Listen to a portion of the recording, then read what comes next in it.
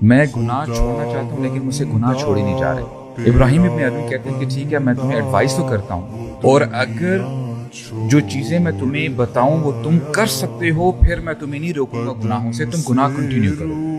کہتے ہیں کہ اگر تم گناہ کرنا ہی چاہتے ہو تو ایسی جگہ میں جا کے گناہ کرو جہاں پہ تمہیں اللہ تعالیٰ نہیں دیکھ رہے. تو کہتا ہے یا شیخ ایسی تو کوئی جگہ ہی نہیں جہاں پہ مجھے اللہ تعالیٰ نہیں دیکھ رہے, پلیز ایڈوائز.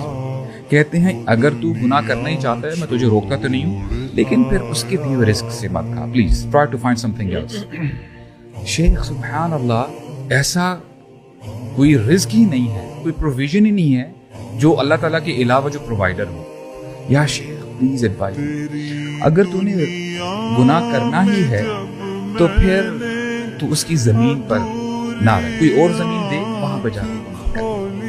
یہ بندہ پھر سرپرائز ہو جاتا ہے.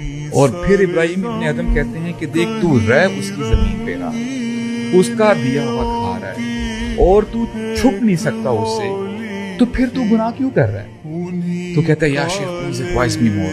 کہتا ہے کہ اگر تو نے گناہ کرنا ہی ہے تو کرتا رہے, اور اگر تیری انڈرسٹینڈنگ بن سکتی ہے ملک الموت کے ساتھ جب وہ آئے تیری روح قبض کرنے کے لیے تو اس کو تو بس یہ کہتے کہ پلیز ذرا تھوڑا سا ذرا رک جا, میں ذرا وضو کر لوں, نماز پڑھ لوں, توبہ استغفار کر لوں, تب میری روح قبض کر. اگر تیری انڈرسٹینڈنگ ہو سکتی ہے تب تو چل اور اپنے گناہ کو کنٹینیو کر.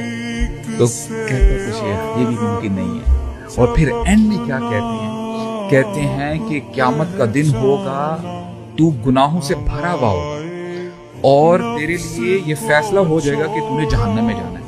اگر تو وہاں پہ فرشتوں کو روک سکتا ہے کہ نہیں جی میں نے نہیں جانا جہنم میں, تب تو گناہوں میں کنٹینیو کر اور تو گناہ کرتا رہے. تو پھر بندہ یہ جب سنتا کہتا کہ شیخ میں اب توبہ کرتا ہوں. تو میننگ جب بندہ ریلائز کرے کہ how weak a person is, تو بندہ جو ہے نا گناہوں کو جو ہے چھوڑنے میں بڑی مدد